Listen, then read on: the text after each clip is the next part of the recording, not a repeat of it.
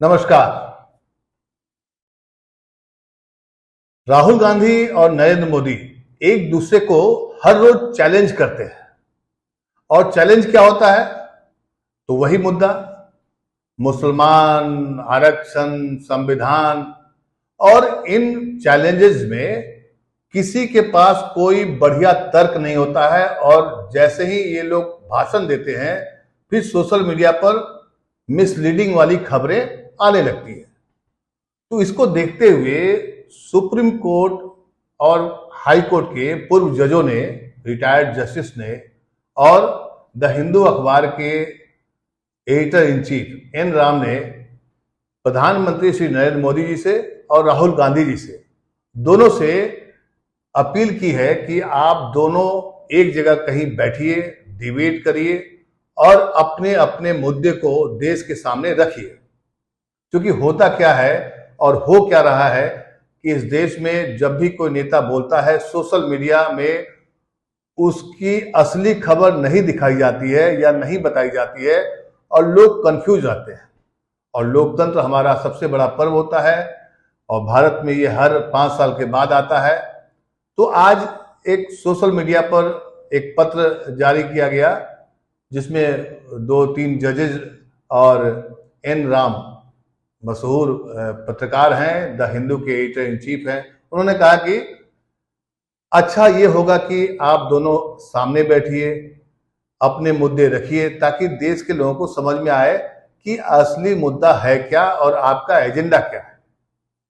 आपको पता है कि प्रधानमंत्री श्री नरेंद्र मोदी जी लगातार कभी मुसलमान का, कभी मंगलसूत्र का, कभी पाकिस्तान का, तमाम ऐसे मुद्दों को ला रहे हैं जिससे पब्लिक का कोई सरोकार नहीं है। मतलब आम जनता, जैसे महंगाई, गरीबी, रोजगार, शिक्षा, स्वास्थ्य, इन सब से कोई वास्ता नहीं है। जैसे प्रधानमंत्री श्री नरेंद्र मोदी जी ने गुजरात में एक भाषण दिया था कि कांग्रेस के घोषणा पत्र में, हर बात को वो बोलते हैं कांग्रेस के घोषणा पत्र में, जबकि अगर आपको मौका मिले आप भी पढ़िए और आपको साफ दिखेगा कि कांग्रेस के घोषणा पत्र में इन सब बातों का कहीं कोई जिक्र नहीं है। लेकिन चूंकि प्रधानमंत्री हैं, बोलते हैं तो देश सुनता है, और मीडिया खास करके उन्हीं खबरों को प्रमुखता से बताता है। यहां तक कि प्रधानमंत्री कल भैंस वाली भी एक कहानी बता दी है कि अगर आपके पास 2 भैंस है तो एक भैंस कांग्रेस जो है मुसलमानों को दे देगी, अल्पसंख्यकों को दे देगी।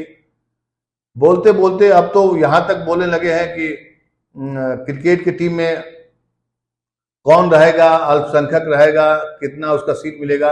मतलब ध्रुवीकरण, मतलब देश को जाति और धर्म से ऊपर उठकर बातें करनी चाहिए थी इन नेताओं को। लेकिन उधर राहुल गांधी भी कम नहीं है। राहुल गांधी भी लगातार कई बोलते हैं कि जिसकी जितनी भागीदारी उसकी उतनी हिस्सेदारी। ये भी एक तर्क विहीन बातें हैं, क्योंकि देश में अगर कोई ऊंची जाति में पैदा हो या नीची जाति में पैदा हुआ हो तो उसमें उस व्यक्ति का क्या दोष है। आप समान अवसर उपलब्ध कराइए और देश को विकसित भारत बनाइए, जो मोदी जी का भी सपना है। लेकिन मुद्दा विहीन ये लोकतंत्र का चुनाव में देखने को मिल रहा है। कहने को तो बहुत सारे मुद्दे हैं। हो सकता है अगर आप धार्मिक आदमी हैं तो धर्म से जुड़ा हुआ मुद्दा आपको अच्छा लगेगा, लेकिन इस देश में धर्म के अलावा खाने पीने की भी एक समस्या है लोगों की। क्योंकि इस देश में अभी भी खुद मोदी जी डंके की चोट पर बोलते हैं कि 80 करोड़ लोगों को हम मुफ्त राशन देते हैं, तो सिर्फ 5 किलो अनाज मिलने से कैसे कोई व्यक्ति स्वस्थ रह सकता है, कैसे कोई व्यक्ति अच्छी शिक्षा पा सकता है, इसके बारे में कहीं कोई जिक्र नहीं होता है। तो 3 चरण के चुनाव संपन्न हो गए हैं और खबरें ऐसी ऐसी आ रही हैं जिस पर कहीं कोई चर्चा नहीं हो रही है। अभी पश्चिम बंगाल में संदेश खाली में एक महिला ने विड्रॉ कर लिया है कि मुझे बीजेपी के नेताओं ने जबरदस्ती कागज, सादे कागज पर हस्ताक्षर करा लिए और कहा कि हम रेप विक्टिम हो गए, जबकि ऐसी बात नहीं है। उसने विड्रॉ कर लिया है। उधर पश्चिम बंगाल के जो गवर्नर हैं उन पर भी मोलेस्टेशन का एक चार्जेस लगा है, और वो बंगाल पुलिस को अपने राज्यपाल निवास में आने से रोक दिया है। उधर जो है एयरलाइंस में अचानक जो है क्रू मेंबर्स ने हड़ताल कर दिया है। तो देश में समस्याओं का अंबार लगा हुआ है, ऐसा नहीं है। महंगाई चरम पर है, आपको पता है कि इस देश में महंगाई पर कोई नहीं चर्चा करता है। इसलिए राहुल गांधी ने भी आज कहा कि नरेंद्र मोदी जी यानी बीजेपी बार बार मुद्दों से ध्यान हटाने के लिए वो कई मुद्दे उछालेगी, आपको उस पर नहीं जाना है। नरेंद्र मोदी जी और बीजेपी चाहती है कि देश हिंदू और मुसलमान पर चुनाव हो। आज भी एक डाटा सामने आया है जिसमें कि हिंदू आबादी का जो बढ़ने का जो रफ्तार है वो थोड़ा कम हुआ है, मुस्लिमों की आबादी बढ़ने की जो रफ्तार है वो ज्यादा है, ऐसा एक रिपोर्ट आया है। तो सब ये चुनाव के समय आ रहा है और चुनाव में ये मुद्दा बनाने की कोशिश में लगे। लेकिन हमारा और आपका कर्तव्य है कि चुनाव मुद्दों पर आ जाए। अब मुद्दे बहुत सारे हैं, धर्म भी एक मुद्दा है, जाति भी एक मुद्दा है, क्योंकि इस देश में धार्मिक आधार पर, जाति आधार पर खुद पॉलिटिकल पार्टी, बीजेपी ही नहीं बल्कि कांग्रेस भी या बाकी क्षेत्रीय दल भी धार्मिक आधार पर और जातीय आधार पर टिकट का बंटवारा करती है। इसमें कोई शक नहीं है, कोई शुबा नहीं है, तो हम सब जानते हैं। तो आप कैसे इग्नोर कर सकते हैं धार्मिक और जाति यानी आरक्षण का जो मुद्दा है।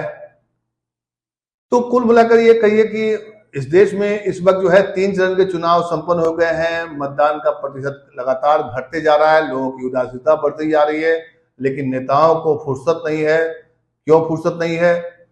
क्योंकि सब लोग अपने अपने एजेंडे पर लगे हुए हैं कि भाई हमारी सत्ता आ जाए। राहुल गांधी तो बोलते बोलते यहां तक बोल दिया कि 4 जून को हमारी सरकार आ रही है और नरेंद्र मोदी जी सरकार नहीं बन रही है।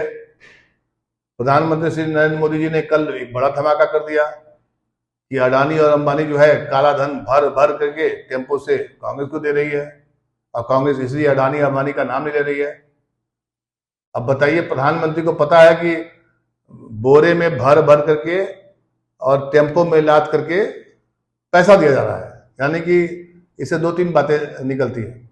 एक तो कि अडानी के पास, अंबानी के पास काला धन आ गया, तो पिछले 9-10 साल से आप क्या कर रहे थे?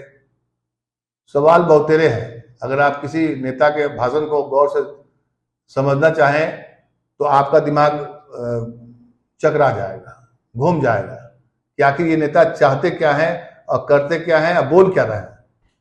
क्योंकि देखिए, लोकतंत्र में हम सब का ये अधिकार है कि नेता, क्योंकि यही समय है नेता को पकड़ने का और उनसे सवाल करने का। फिर चुनाव जीत जाएंगे, फिर वो 5 साल बाद मिलेंगे, ध्यान रखिएगा। इसलिए मुद्दा कोई भी हो, आपका धार्मिक मुद्दा हो, जातीय मुद्दा हो, रोजगार का मुद्दा हो, चाहे महंगाई का मुद्दा हो, ये समय है सवाल करने का, पूछने का, और ये समय है नेताओं के एक्सपोज करने का। क्योंकि ये समय अगर आपके हाथ से निकल गया तो समझिए कि मामला खत्म। 5 साल बाद फिर नेताजी आएंगे, हाथ जोड़ेंगे और फिर वोट के लिए बोलेंगे कि हमने इस बार तो नहीं कर पाए, अगले 47 में जैसे मोदी जी बता रहे हैं, तो फिर 2077 का कोई डेट दे देगा कोई आदमी। क्योंकि राजनीति में हम सब जानते हैं कि इन दिनों धन बल, बाहुबल की संख्या लगातार बढ़ती जा रही है, आम जनता इससे दूर होती जा रही है। यही वजह है कि वोटों का परसेंटेज भी लगातार गिर रहा है, लोगों में मतदान के प्रति उदासीनता है, और इसके लिए कोई पॉलिटिकल पार्टी ठोस कदम नहीं उठाने जा रही है। यहां तक कि चुनाव आयोग भी हाथ पे हाथ धरा हुआ बैठा हुआ है। ये जिम्मेदारी है हम सब की, पॉलिटिकल पार्टियों की, चुनाव आयोग की, सिस्टम की, तंत्र की। लेकिन लोकतंत्र में इन दिनों तंत्र अपना अलग तरीके से काम कर रहा है, और लोकतंत्र, लोग जो है मतलब आम जनता, उसकी सुध लेने वाला कोई नहीं है। तभी तो बात हो रही है अडानी अंबानी पर।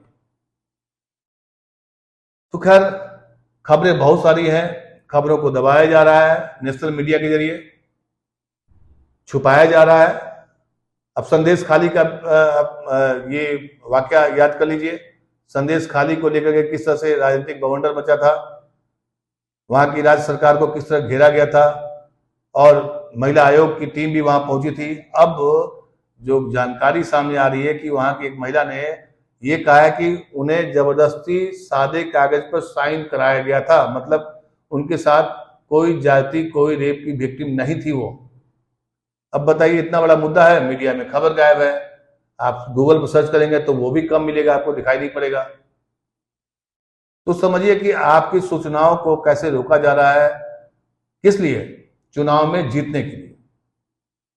तो ये वक्त है नेताओं से सवाल पूछने का, उनको ग्रिल करने का, उन पर झूठ बोलने का जो आरोप है उसका एक्सपोज करने का भी समय आ गया है। इसलिए देर न करिए, 3 चरण के चुनाव संपन्न हो चुके हैं। अगर आपके इलाके में कोई नेताजी वोट मांगने आए तो उनसे उन इलाकों की समस्याओं या आपकी जो समस्या है या आपके जो मुद्दे हैं उन पर सवाल करिए, दागिए, पूछिए। ये आपका राइट्स है। ये राइट तो हमेशा के लिए मिलता है, लेकिन ये मौका सिर्फ 5 साल में एक ही बार मिलता है, ये भी ध्यान रखिएगा। क्योंकि पत्रकारिता आज की तारीख में हो नहीं रही है, सब एजेंडाबाजी पत्रकारिता हो रही है। कोई कांग्रेस की बात कर रहा है, कोई बीजेपी की बात कर रहा है, कोई क्षेत्रीय दल की बात कर रहा है। सब लोग अपने अपने सेटिंग में लगे हुए हैं, लेकिन जनता के मुद्दों पर बात करने वाली जन सरोकार की पत्रकारिता आज की तारीख में नहीं है।